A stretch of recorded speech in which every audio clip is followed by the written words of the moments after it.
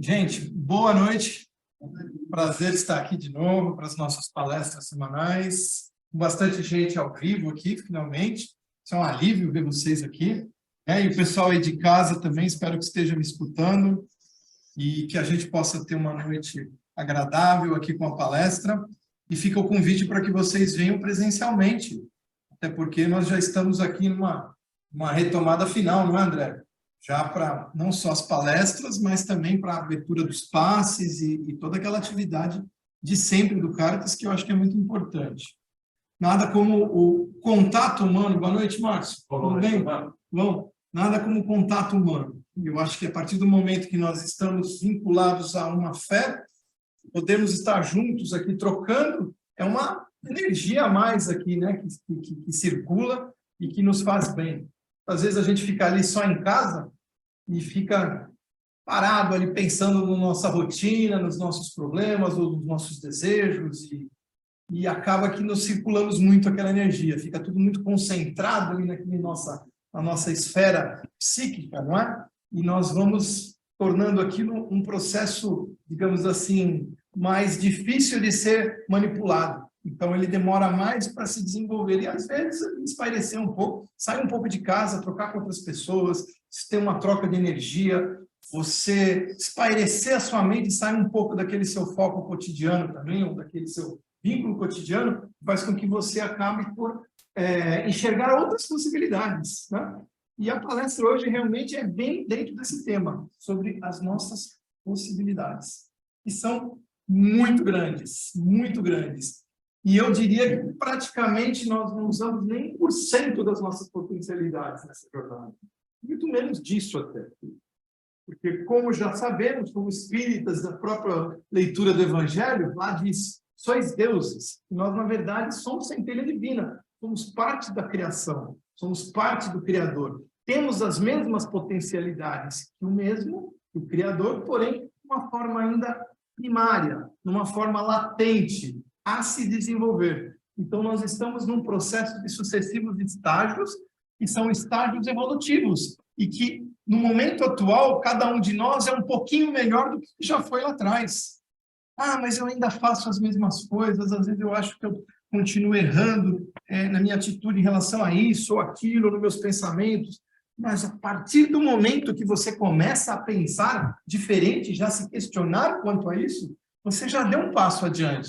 Você já não é a mesma pessoa que lá atrás, muitas vezes, de forma inocente, inconsequente, e às vezes sem grandes conhecimentos de causa, praticava algumas coisas ali que para você era normal e que hoje em dia você olha para trás e fala, puxa, mas eu pequei, eu pisei na bola, ou sei lá, como queira. A gente usa muitos termos. E as igrejas falam muito, né, do pecado. Na verdade, o pecado é uma forma de se dizer, não somos perfeitos, erramos e podemos, no momento seguinte, no segundo seguinte, sermos pessoas diferentes. Então, eu coloquei a palestra aqui de hoje como sendo a respeito do nosso estágio nesse momento no plano terreno. E nada mais, nada é do que um pequeno passo que nós vamos dar nessa jornada evolutiva.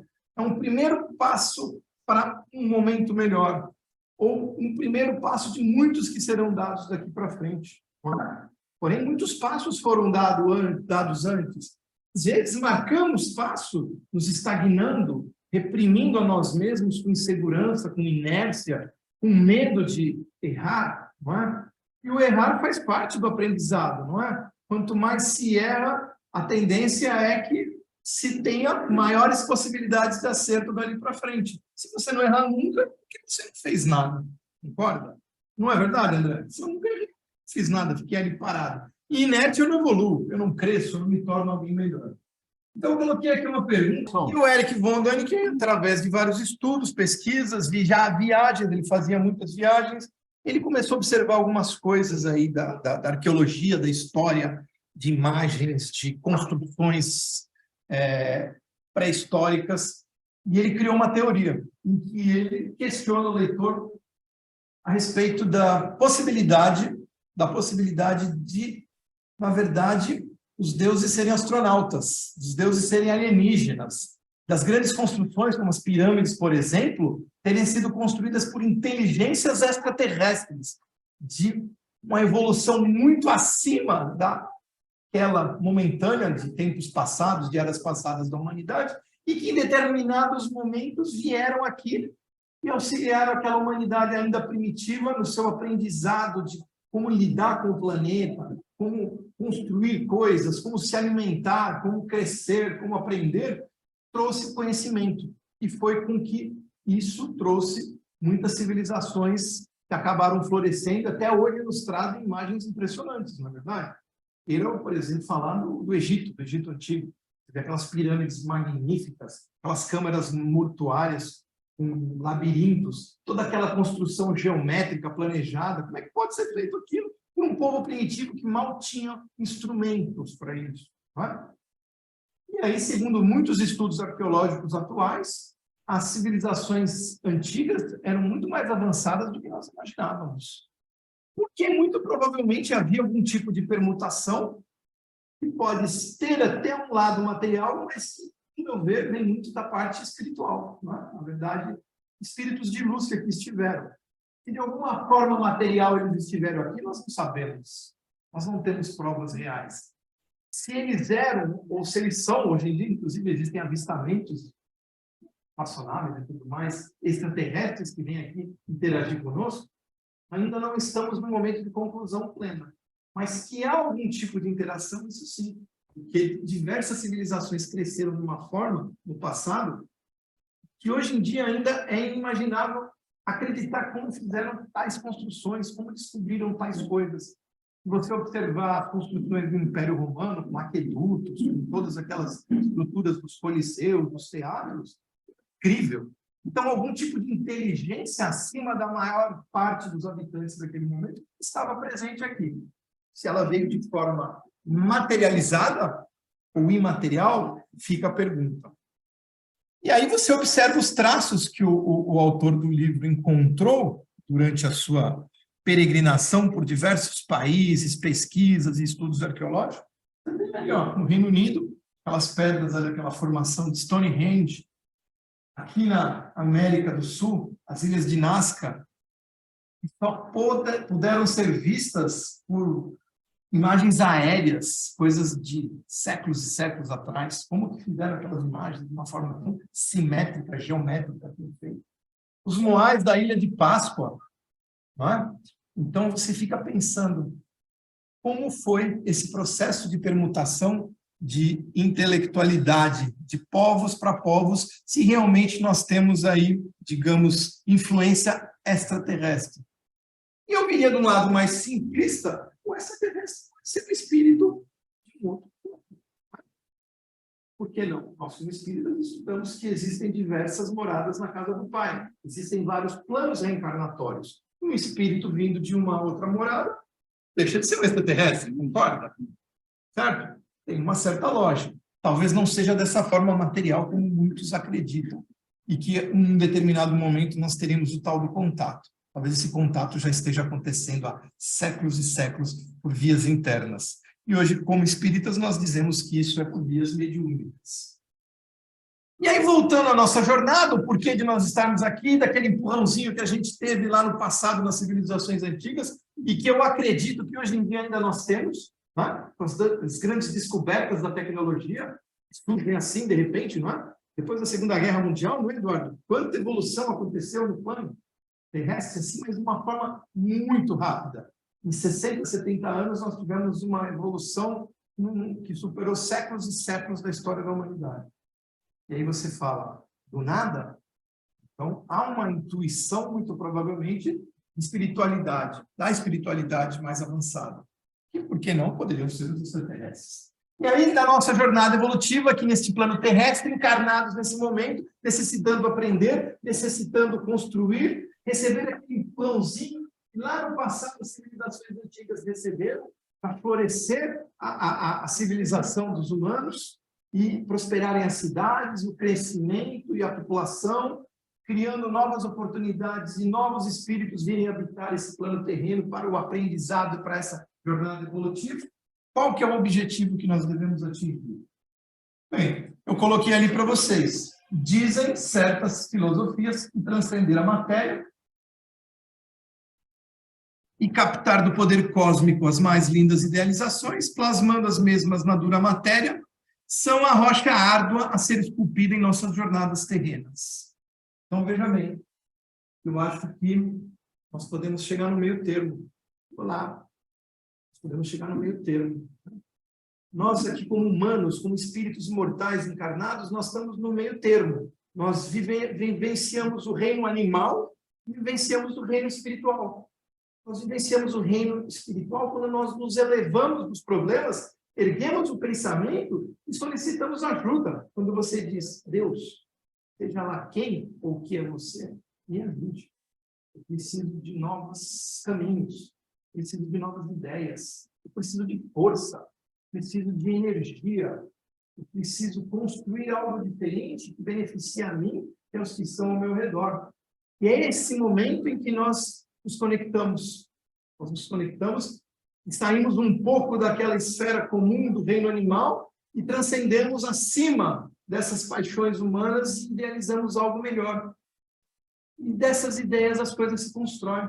Ou não é verdade? Não é? Qualquer construção material que você observar, ela veio de onde, de início? Então, existia lá. O que é aquilo ali?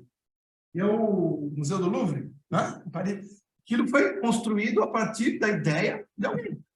Um arquiteto pensou e falou, vou fazer uma pirâmide de vidro, linda, maravilhosa, para chamar atenção, para atrair energia cósmica, porque isso copia lá aquelas pirâmides do Egito, e fazer com que aquele espaço seja um espaço abençoado. E da ideia daquele arquiteto, com muita gente trabalhando junto, aquilo pode ser construído. Então, nosso pensamento pode construir, não pode? Nada existe sem o nosso pensamento. E se o nosso pensamento diário anda desviado, nossa, minha vida está tão difícil, nossa, só comigo que acontecem essas coisas. Nossa, olha, onde eu vou é problema. E ó, já tocou o telefone, já deve ser alguém ligando para me cobrar alguma coisa que eu pretendo. Ixi, vou para o trabalho hoje, lá vem, ai, vou encontrar lá aquele seu Antônio, seu João. Nossa, não vai ser legal. A partir do momento que você construiu que aquilo não vai ser legal, a possibilidade daquilo não ser legal, Andréia, já está no universo. O universo já está interpretando. Não vai ser legal. Vai ser legal. Existe uma possibilidade de ser legal? De repente existe. De repente o São Antônio fala, vamos bater um papo diferente, vamos mudar essa história. E ele, na hora que ele está vindo, né, você negativou tanto aquilo, né, furou o pneu no pelo dele, ele não conseguiu chegar, não foi legal. Não é? Não é? Então, vamos mudar essa energia, não é? Certo? Então, é assim mesmo, né? Se um amigo meu fala, nossa, quando meu chefe está chato, faço uma prece para ele. No dia seguinte, ele está bonzinho. Ou não é verdade? É energia. Isso é pura energia. Pura energia. Espírita. Você é uma igreja, não tem o evangelho. Gostoso, não é? Não precisa disso. Eu fui na igreja batista, casamento de amigo, né? Fica bem assim, né? Evangélico, né? Isso tratou super bem, lugar super gostoso, energia boa. Então, beleza. A gente chega aqui, não é gostoso? Nossa, legal. Você até se sente melhorzinho aqui, né? Fala só uma pessoa. Você sai na rua, aí você lembra, aí já começa, já quebra tudo que você ganhou aqui. Então, vocês estão entendendo que um dos nossos alvos é plasmar, é construir algo que não existe em coisas melhores, tá? Seja dentro de casa, no trabalho, ou naquilo que eu penso. Budismo, religião oriental, já que eu falei que o espiritismo ele tem um braço lá nas religiões orientais. O budismo tem lá aquela história da samsara, né? Que é a roda da vida e morte.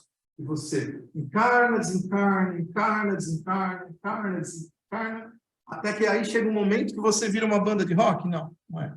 Chama Nirvana, não, mas não é a banda. Nirvana é um estado de plenitude, em que você já superou todos aqueles problemas carnais através das sucessivas vidas que você vai tendo e se depurando, até você chegar num estágio transcendente. E lá de uma forma resumida, eu coloquei para vocês, no sentido geral, que seria alguém que está no estado de plenitude e paz interior, sem se deixar afetar por consequências externas. É possível nós nos protegermos das influências externas. Tem dia que não dá, né, André? Tem dia que é uma atrás da outra. Você aguenta uma, duas, três, quatro, e sexta você fala, chega, né? Porque ainda nós estamos em estágio evolutivo, nós estamos aprendendo. E o respirar fundo e tentar canalizar energias que te mostrem que é possível você encontrar outros caminhos faz parte desse estágio. É você aprender a crescer frente aos problemas. As pessoas mais difíceis são as que mais te ensinam, não é, Albina? Albina sabe isso, né, Albina? As pessoas mais difíceis são aquelas que mais te ensinam. Se fosse legal e bacana, que o André, adoro ele. Mas, assim, a gente aprende pelo trabalho da doutrina, né? Se fosse para outras coisas, assim. Chato isso na história, não é? É chato. Não. Então, se você sai daí.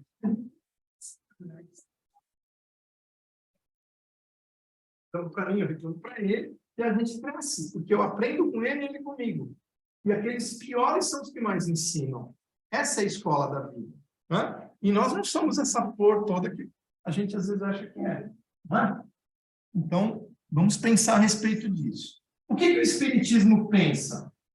O Espiritismo ele é uma doutrina, na verdade, de caráter sincrético. Quer dizer, ele fusiona diversas crenças. E ele, na verdade, não é religioso. Ele adota, na verdade, sim, princípios religiosos. Por exemplo, de religiões orientais, somados aos principais postulados da fé cristã. Isso tudo somado leva a um código de conduta que pode nos trazer uma rota de segurança para que esse estágio seja cumprido da melhor forma possível. Então, na verdade, quando o Kardec codificou o Espiritismo, ele não disse assim, vou fundar uma religião, vou cobrar dízimo, vou ganhar dinheiro, né? Vou ficar famoso, vou aparecer lá no teatro para falar para o pessoal e atrair multidões. Não.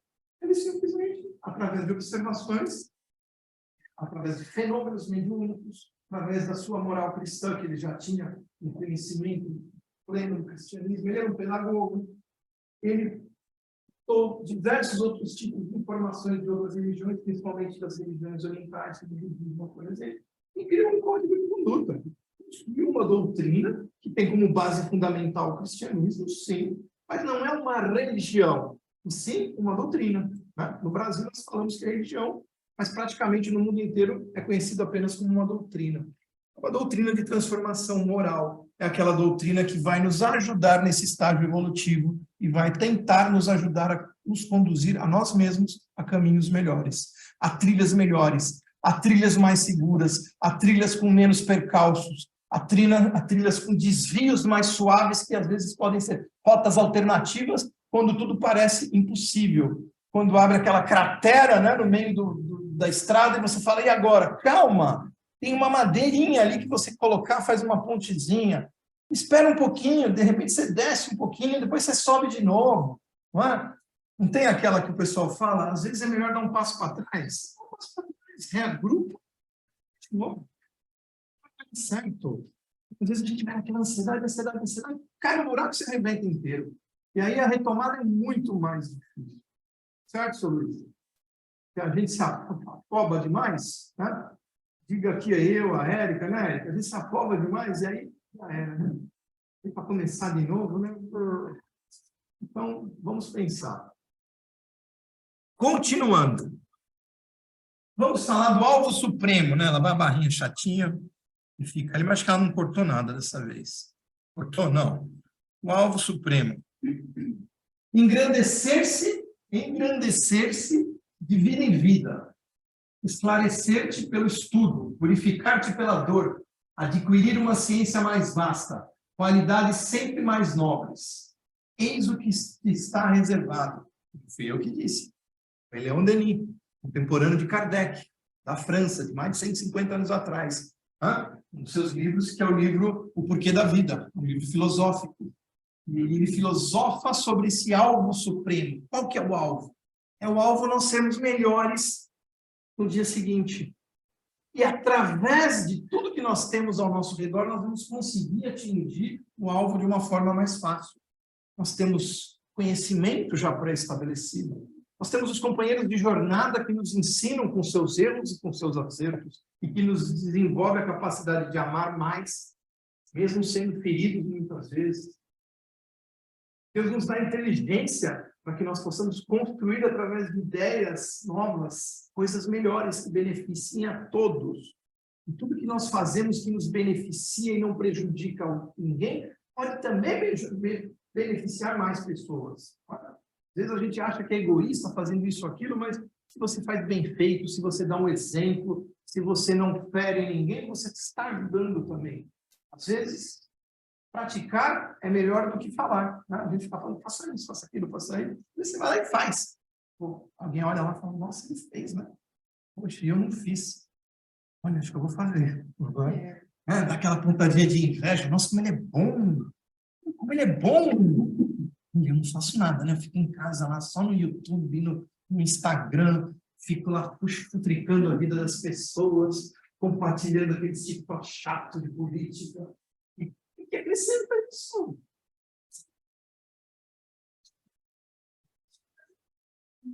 Muito de ciência política, tem que ser melhor. Claro. Vota, né? Isso vale para tudo, não é? Isso vale para tudo. Então, se você está ciente que isso pode ser melhorado, vai lá, qualquer cidadão pode fazer um projeto de lei, via, e levar lá na Câmara dos Deputados, e pode ser aceito. Você pode, eu posso. Basta querer. Né? Vamos lá. Continuando. Toda vez que eu clico aqui, trava, o André não, o Ardélio. Deus fez mais ainda em teu benefício. Concedeu-te os meios de colaborar-te em sua obra imensa. Olha, fez deuses, lembra? E participares na lei do progresso sem limites, abrindo vias novas a teus semelhantes, elevando os teus irmãos. Olha isso, é um exemplo. Dando exemplos e construindo coisas para o semelhante. Iniciando-os também nos esplendores do que é verdadeiro e belo. É Leon Denis, cortou, mas é a continuação. No mesmo livro, que é O Porquê da Vida. E aí ele diz o seguinte, que na verdade você tem participação completa na obra divina. Nós somos uma célula. E se essa célula está doente, ela compromete todo o organismo. Então, quanto mais células limpas, quanto mais células saudáveis desse grande organismo criado por Deus, as coisas vão cada vez caminhar melhor. A circulação vai funcionar melhor. A revitalização dos órgãos enfermos vai ocorrer de uma forma melhor. A gente, às vezes, não pensa dessa forma, não é? Mas nós somos parte de uma célula, de uma grande construção universal, que é a criação divina. Então, nós temos que ser elementos positivos dentro dessa construção. E aí o Richard Simonetti, que é um autor que eu gosto muito, inclusive é um dos livros que você me deu, Albina, que é O Homem de Bem, ele fala o seguinte, que há condições básicas para superarmos esse estágio atual, recebendo uma boa nota de corte, né? Porque cada vida é um estágio. E para passar de ano, você tem que estar um pouquinho melhor.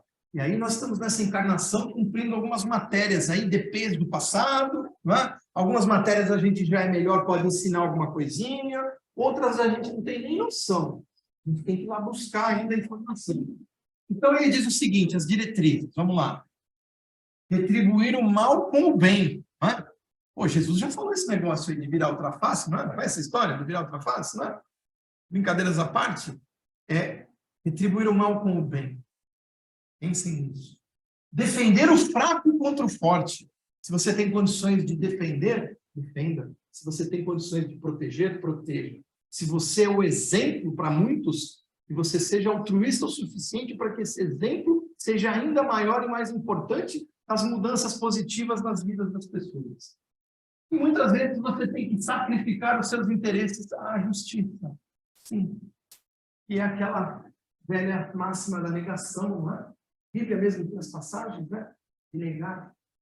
Muitas vezes negamos o Pai. E a voz da consciência que diz, não faça isso. Você vai lá e faz, né? Dá aquela coceirinha, né? De você fazer um negócio, sendo lá, não faz.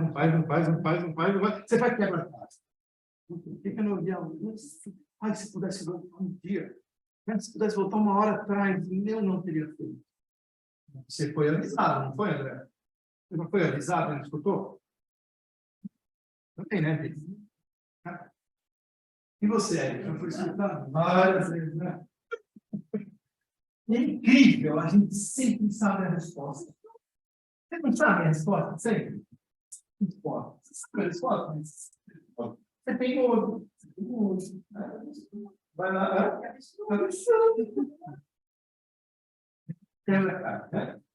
Que é isso? Porque nós temos aquela centelha divina, nós somos criação do Pai, nós estamos conectados a Ele, nós temos uma chifre mesmo na nossa consciência, já que diz ali mais ou menos uma bússolazinha, né? Uma bússolazinha moral, e vai se aperfeiçoando com o crescimento do intelecto, com as experiências adquiridas através das encarnações, com o compartilhar informações de pré-vivência, com os espíritos que estão encarnados junto conosco. Então, essa diretriz vai ficando mais clara, mas muitas vezes nós nos cegamos. Vamos escutar. Trouxe uma história aqui para vocês, que é do Inácio de Antioquia. Antioquia era uma cidade, numa província que atualmente, onde está a Síria, e Antioquia era a terceira maior cidade do Império Romano, na época do Trajano. Trajano foi um imperador romano que governou Roma na sua maior plenitude. O maior número de conquistas tinha sido durante o seu governo. Tinha havido uma expansão territorial inimaginável. O Império Romano era vasto, era rico, e tanto era poderoso nessa época, que ele criou o Coliseu com uma sequência de jogos que durou 3 meses para agradar a população, para ele se tornar mais popular. Aí tinha a luta de gladiador, tinha a luta de feras, eles iam na África, lá, capturavam feras, tal. A coisa era tão próspera, vamos dizer assim, a iluminação nas colônias, nas cidades romanas era tão grande, que o cristianismo prosperou muito ali dentro. Porque era uma religião que não adorava diversas imagens, era um Deus único, perdão, transformação moral. Isso chamou a atenção das pessoas, que quer ou não, se você não fosse um romano legítimo, você era um estrangeiro, um escravo, você era mais pobre, tinha mais dificuldades. Então, atingiu muito essa população. E o Trajano chegou num momento que ele disse o seguinte, ele falou assim, eu não vou combater os cristãos, tipo, tolera, desde que eles não aprontem, né? Se aprontar, a gente mata. Uma religião meio que proscrita. Chegou um momento que alguns começaram a dizer, e o Inácio era um cara que fazia grandes pregações em Antioquia, né?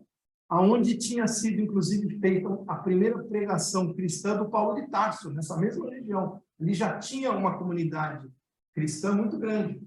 E ele começou a chamar a atenção, então o governador lá da Antioquia virou assim e falou, olha, Trajano, o que eu faço com ele? O Trajano falou assim, faz ele jurar a adoração a Roma. A cidade adorar a Roma, que ele não vai adorar o Deus dele, tudo certo, você deixa ele vivo, está tudo certo. O que aconteceu? Chamaram o Inácio e ele não jurou. Não vou negar, meu Deus. Não vou negar a situação. Eu sou exemplo. Eu estou aqui para proteger os mais fracos. Se eu negar, meu Deus, eu estarei indo contra aquilo que eu acredito. E aí, a gente vai para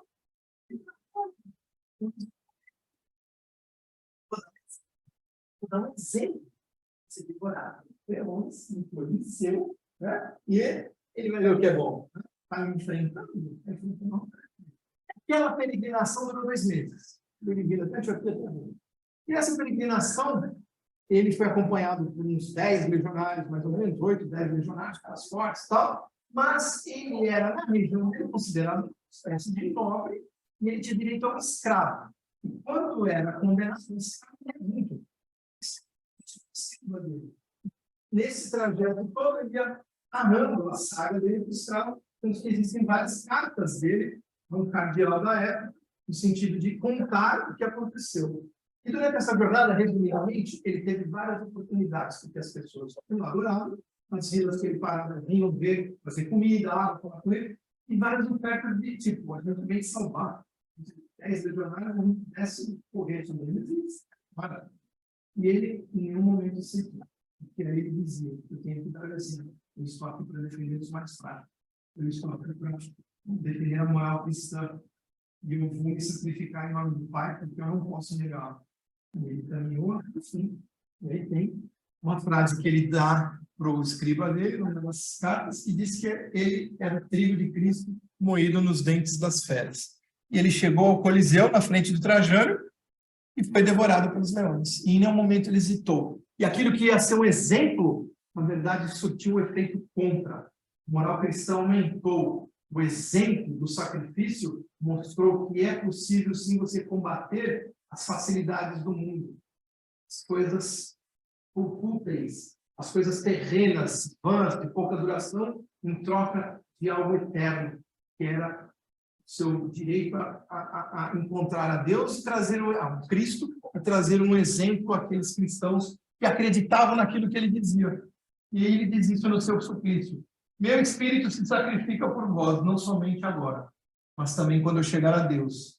Eu ainda estou exposto ao perigo, mas o Pai é fiel em Jesus Cristo, para atender minha oração e a vossa.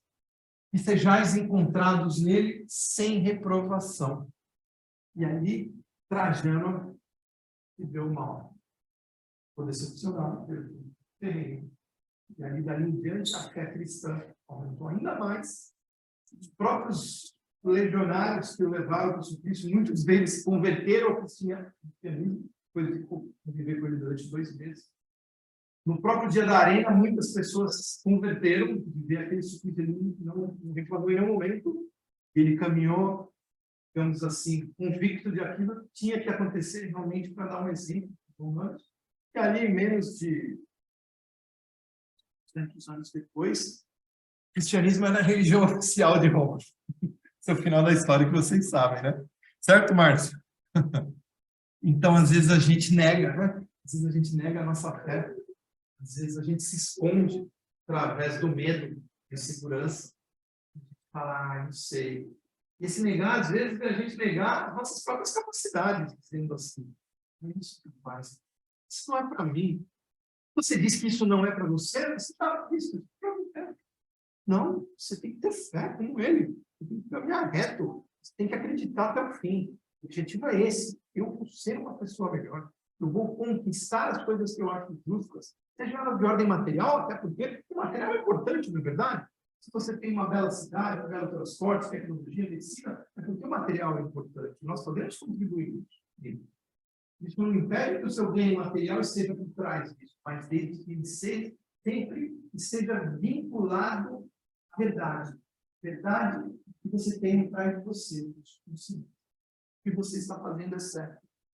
E aquilo vai realmente te trazer um bem, que é o bem-estar de estou com o dever cumprido perante a Deus. Estou fazendo o que eu posso da melhor forma, dentro das minhas possibilidades. Esse é o exemplo que ele trouxe. E aí, nada melhor para terminar aqui nossa palestra que o nosso querido Divaldo Pereira Franco, para falar da diretriz mais importante de todas, que eu acho também que é amar. É aquela que mostra que é preciso se desprender de verdade para nos amarmos e amar ao nosso semelhante em plenitude.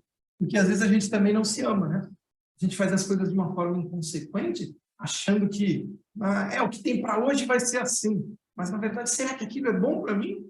Será que aquela conquista que eu tanto sonho e que vai me sacrificar amizades, respeito, saúde e outras coisas mais, vai valer a pena? É questão. Cada um tem que saber, né? Que vai ali na sua consciência. Vamos lá. Será que vai funcionar isso aqui, Ardé?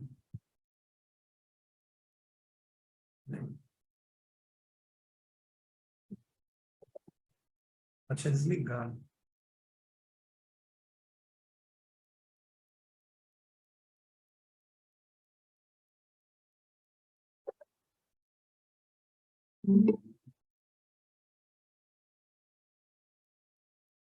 O grande desafio é nos amarmos, fazermos uma pausa para nos querermos bem. O que é nos querermos bem? É muito sutil, Porque algumas pessoas dizem, mas isso é egoísmo. Essas pessoas não sabem ler o dicionário. Egoísta é aquele que quer para si. Autoamar-se é aquele que se transforma para melhor. É muito diferente. Então, no autoamor, eu cuido de mim. Nós temos o pieguismo de quando vemos uma pessoa bem posta, mas que é vaidoso. Por que vaidoso?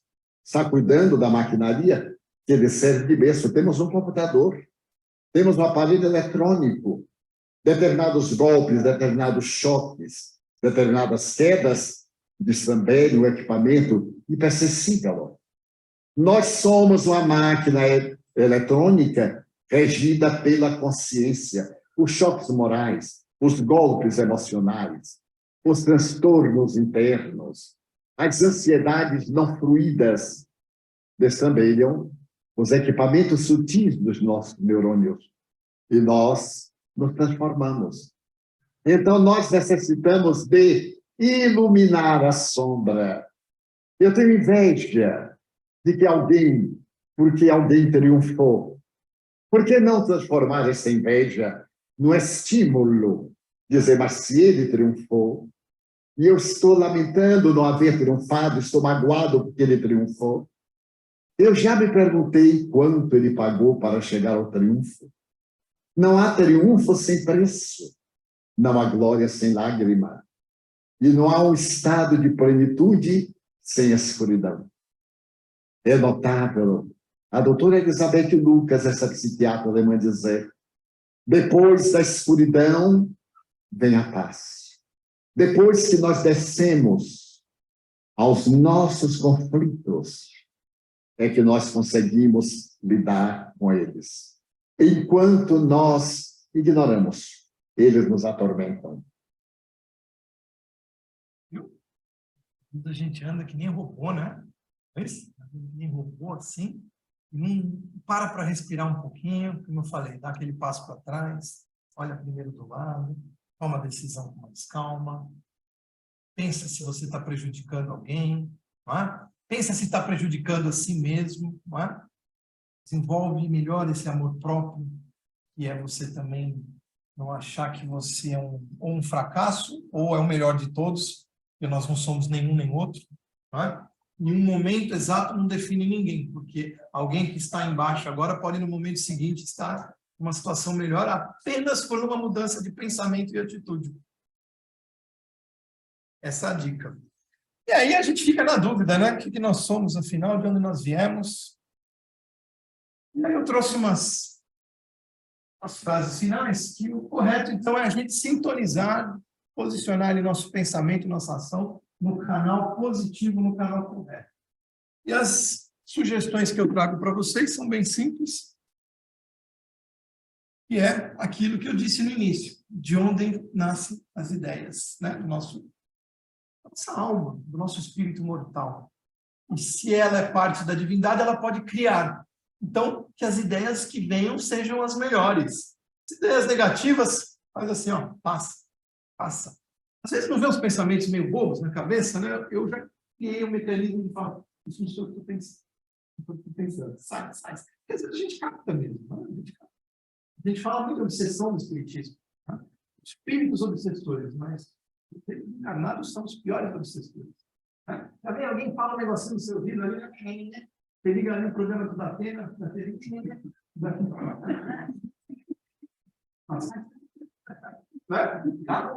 ou não é? Mas você pensa, sabe? E a puta coitada. Sabe o teste do Datena e falei, você está de bom humor hoje? Está feliz? Diga lá.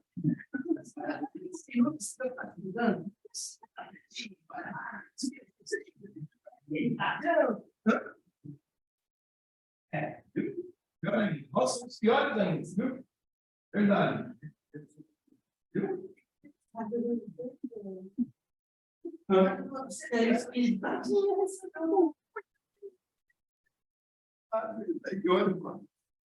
Vai dar. Eu vou sair fora disso aí. Como surgem, então, nossas construções? Na casa mental, não é? E aí, elas têm que ser as melhores possíveis. Então, em certas horas, temos que aquietar a mente e o coração. Né? É respirar fundo, sintonizar com o Criador e pedir o auxílio necessário. Se eu deito à noite, dia meio agitado, sim, eu sinto meu coração, né? Eu aprendi com o nosso amigo Luiz. Eles ensinam o tal do relaxamento autógeno, né? E eu faço um resumão, é o resumão da conversa, né? O relaxamento dele tem 10 etapas. Aí eu vou, quando eu estiver na segunda etapa, eu já vou estar assim, dormindo. 6, eu estou brincando, né? Eu faço um, que é o básico.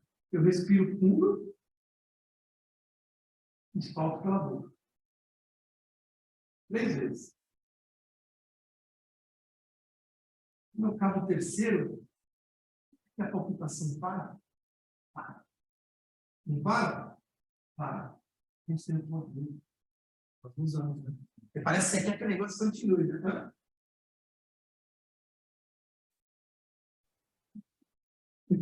Aí você, não contente, né? Fala, eu não sei que vai usar, já vai o celular. Você começa a saber o TikTok. Aí o coração começa a tic-tac de novo. E o negócio não tem fim. Né? Certo? Será isso? Será isso? Será?